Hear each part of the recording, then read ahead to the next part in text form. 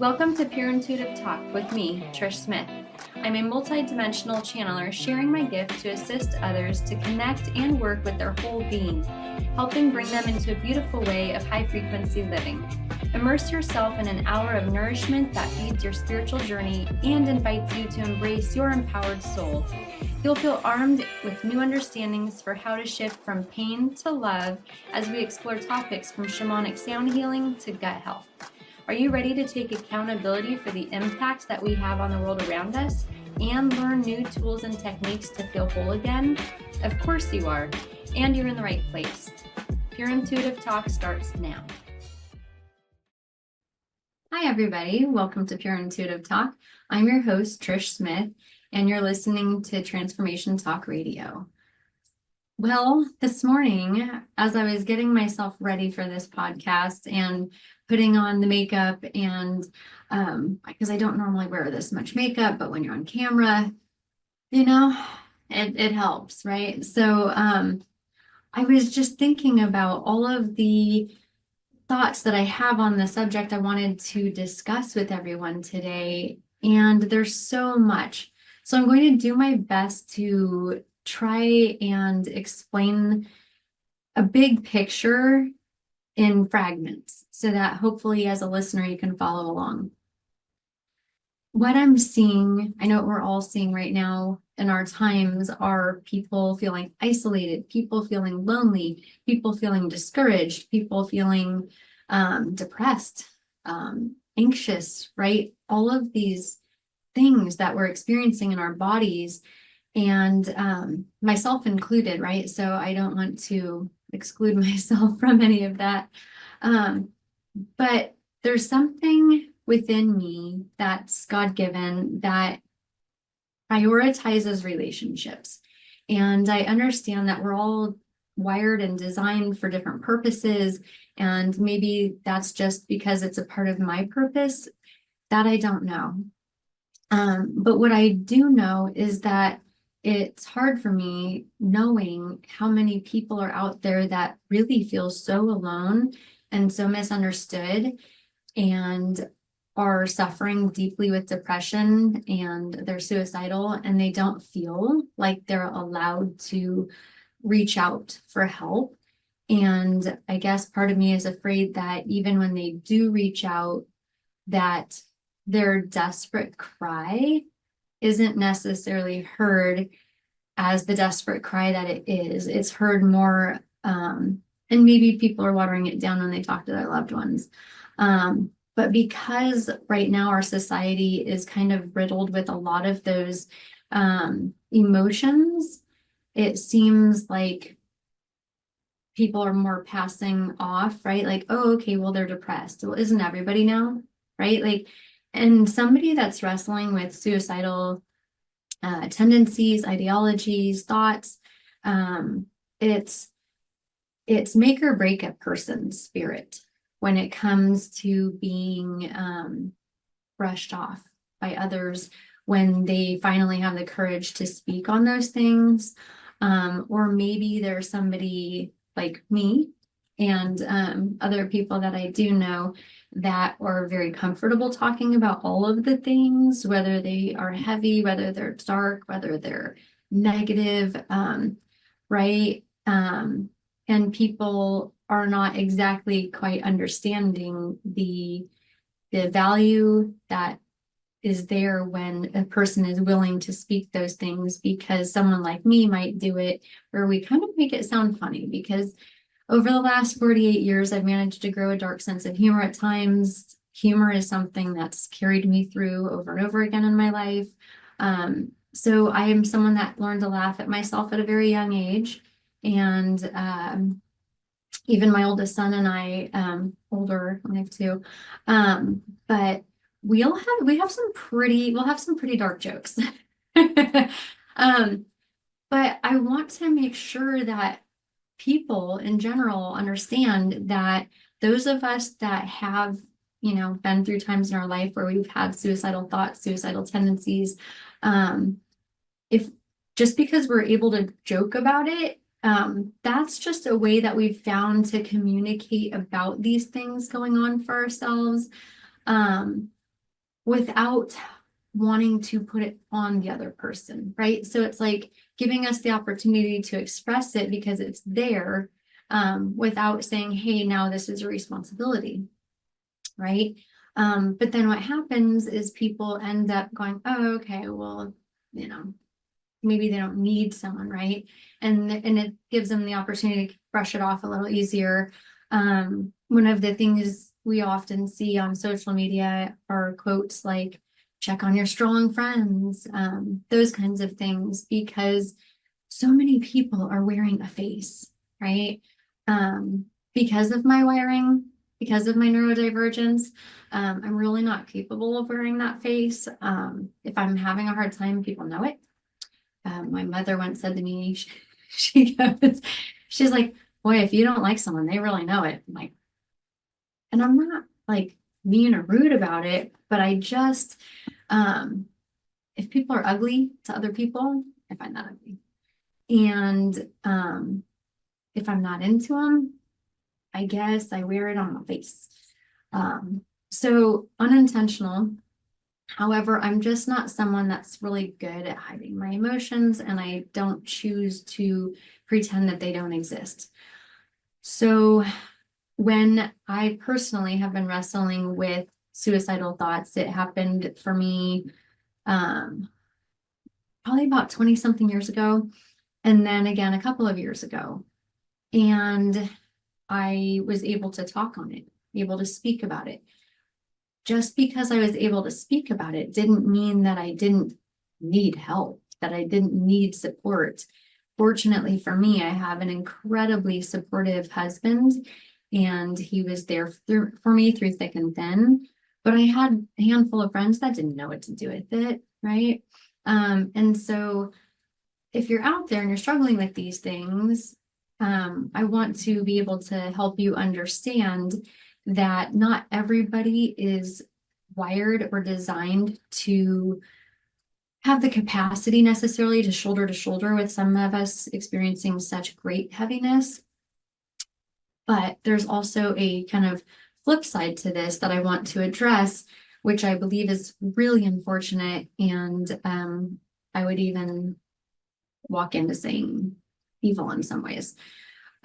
So what I've witnessed in our culture and our society here in the States, and especially probably closer to these bigger cities, and people have these busy lifestyles, and every other person is seeing a therapist, and that culture, that pop psychology culture of focus on yourself, everyone else is not your problem. Those kinds of teachings that we're seeing nowadays, that toxic positivity. When we do that, we are negating the other person's experience. And then, in my opinion, often these people that are practicing those ways are negating their own things that they need to sit down with and look at. And so, not that it's my fault, but I feel like I want to offer my apology for you if you're experiencing that, where you're going through grief, you're going through loss, you're going through a time where you don't know who you are, and you're going through that transformation period in your own life, and you don't feel supported, because right now people are being equipped, and for me it feels systemic, from what my intuition tells me about what's going on in our society, to turn our back on everybody else, right? To turn away from not only other people's pain and suffering, but our own, and spiritually bypass basically, and feel good and feel happy and be positive. So I guess want to apologize if you've been experiencing that, just because I've experienced it myself and it doesn't feel good. So I'm going to be going to a break in a couple of minutes, but just know that if you're experiencing these things, there are ways to build a support system for yourself and possibly spread that love and teach other people how to do it as well. And be the friend that you want to have, right? It's something I taught my sons growing up, and it's something that served me well in my life. And I'd like to be able to share some of those insights with you, just in case you're struggling with those those thoughts and ideologies yourself. Thank you so much for tuning in. I'm grateful that you're here, that you're listening. I hope that some of the things I offer in this episode can help you find yourself in a place that you might be able to just let that load feel a little less heavy. Thank you again. I'll be back in just a moment.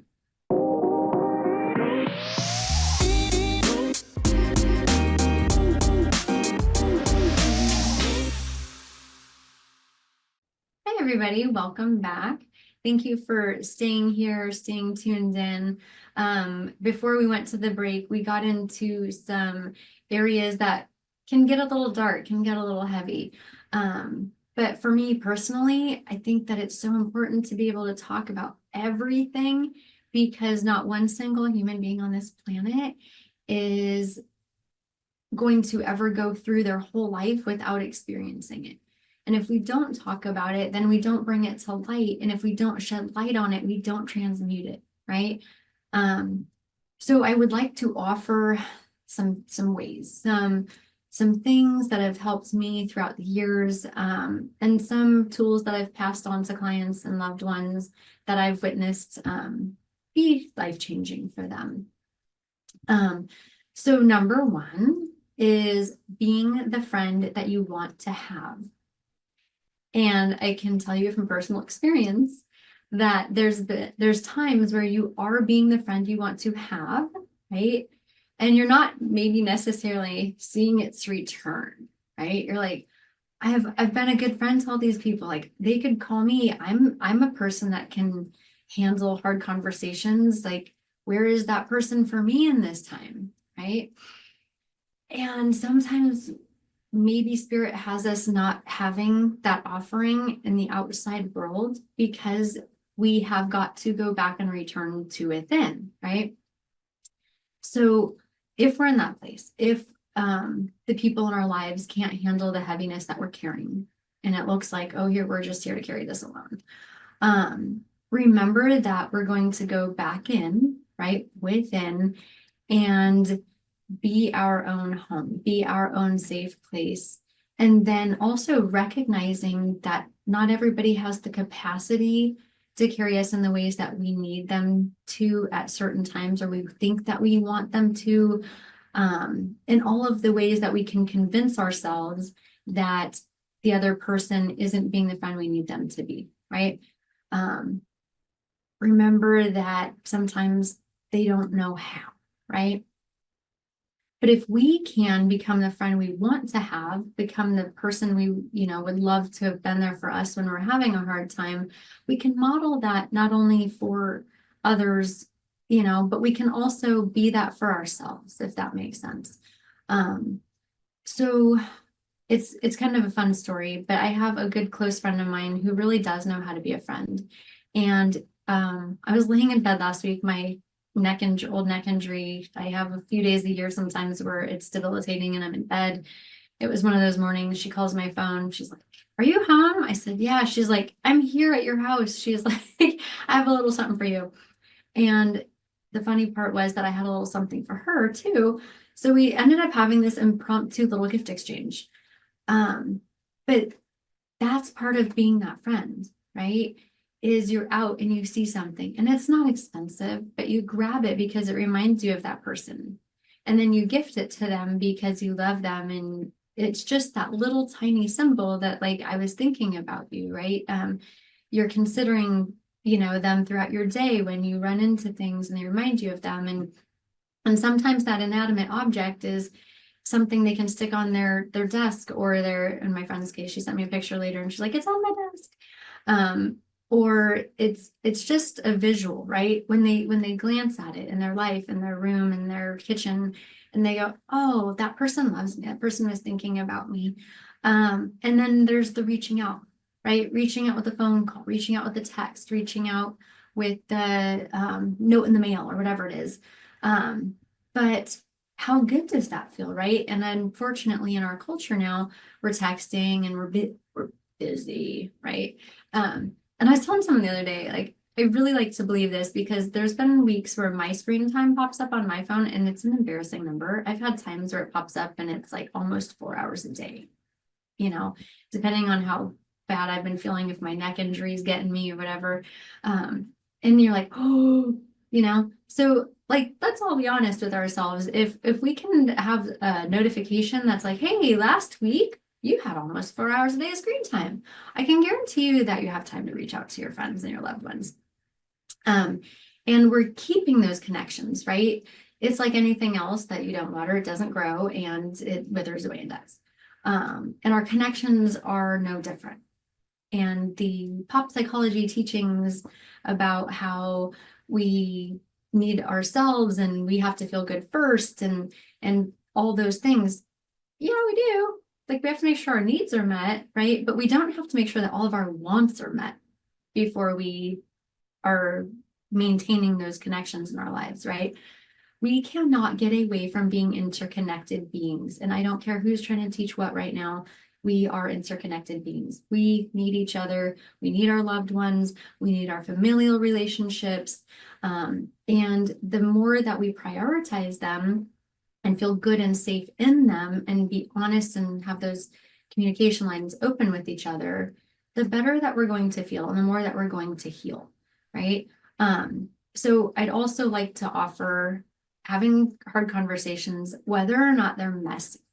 And unfortunately, I feel like we're living in a society now that nobody wants to have a conversation because they think it has to be perfect and they can't say any of the wrong things. And language has become totally weaponized in our society. And it's so unfortunate because I really feel like it's better to have a messy conversation that you didn't get right than to not have one at all. And in my opinion, that's why we're seeing a lot of, the epidemic on estrangement, right? Parents and children and everybody believing everybody else is the problem and casting blame outside of ourselves and not taking accountability. And so it's just the same in a friendship. Taking accountability and depending on who you are and how you're wired and what you carry in your life, you may be doing more of the heavy lifting in a relationship, right?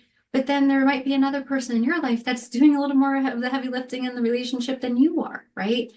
And so being willing to be vulnerable, being willing to come with all of your parts, right? And show up in a relationship with all of it allows the other person to be human as well, right?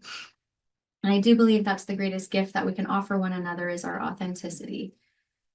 While I was at break, I was explaining to our producer and that in this last week I had received 3 phone calls from different loved ones in tears.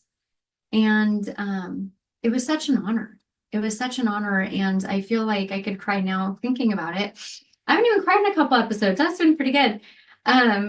But I felt so grateful that they felt safe and comfortable enough with me to call me and lean on me. Right. And it feels like a privilege to be leaned on. And so I'm just going to go ahead and teach against everything that's being taught right now. That there's an and, it's not an or. And I feel like right now the teachings are, well, you can't take care of yourself, right? Or take care of others if you're not taking care of yourself. And I just don't agree that it's or. It's not me or you, it's me and you. And that by taking care of others, I'm also taking care of myself because by watering my relationships with my loved ones, they're going to water back into me and we're all going to grow together.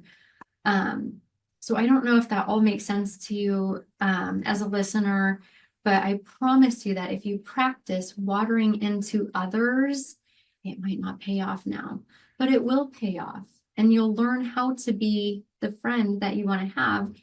And by practicing that, you will then start gathering friends, right? I call myself a collector of beautiful souls. And I have to say that over the last, it's going to be 50 in a couple of years, almost 5 decades, that I truly know and call my loved ones, friends and family, some of the most incredible, beautiful beings on this planet, right? And if I hadn't taken a chance on them, right? If I hadn't been willing to love vulnerably and transparently, I wouldn't know the depths of their soul because I hadn't offered up the depths of my own. And I wouldn't have the collection of amazing, I'm gonna cry because they're so amazing, you guys. Some of the people that I know are just absolutely pure love in human form. I mean, none of them are walking on water perfect by any means, but their hearts are pure, and I'm grateful to have them in my life. And sorry, so emotional. But I guess I just want that for everybody. I want everybody on this planet to feel like they have those people in their lives. And even though, like I said, for myself, at times when I'm really struggling and I've felt like nobody has the capacity to carry all my weight, well, it wasn't all of theirs to carry, right? And they were there and they did pick up the phone, and sometimes they didn't know what to do with me. But that was because it was my time to go within, right? And listen for what's next and let go of what had been, and all of the inner work that I needed to do myself. And so just know that if you're looking to find that for yourself, it's not out there. We have to go within. You and me both. And when it comes to having friends that you can call, and you can call when you're in tears, those relationships are built over time, and they're built on trust, and they're built by you watering into them too, right? So we can't expect to have deep, meaningful relationships if we're not prioritizing that time in our lives, right? And I know that there's really big, cool boats out there. I was telling a friend this morning, I said, it feels funny teaching on this stuff when I live in the home I live in, because my aunt had left me this beautiful home, and people that have gotten to know me here, they probably like, whoa, I had a friend say once, she goes, I've never seen anybody not match their house like you do. I was like, yeah, that's because I grew up, not having anything, right? Like, I mean, we had shelter, we had our needs met and whatnot. But we didn't grow up with money, and I started earning my own money at 11. And so I've lived my life prioritizing my people and not the material world. But it's hard for people to wrap their head around sometimes, right? When you're surrounded by these beautiful backgrounds, and all day long I have to thank my aunt for leaving me what she left me. Although it was a double-edged sword, and it came with a lot of hardship and loss. At the same time, it's given me opportunity to really be able to support people that are in really deep need of love and direction. And my job in the world is directing people back to themselves. So this opportunity that my aunt left for me has given me the opportunity to do just that. That being said, if you're looking to work with someone that can help guide you back to yourself, please reach out. I also do Zoom calls, not only in person. This is my office that I podcast from. But I do work on Zoom. And if you are somebody that has been looking for answers outside of yourself, and you're not having luck, it's because you're looking for answers outside of yourself. So if you're looking for someone to work with that can help guide you back to listening within, right?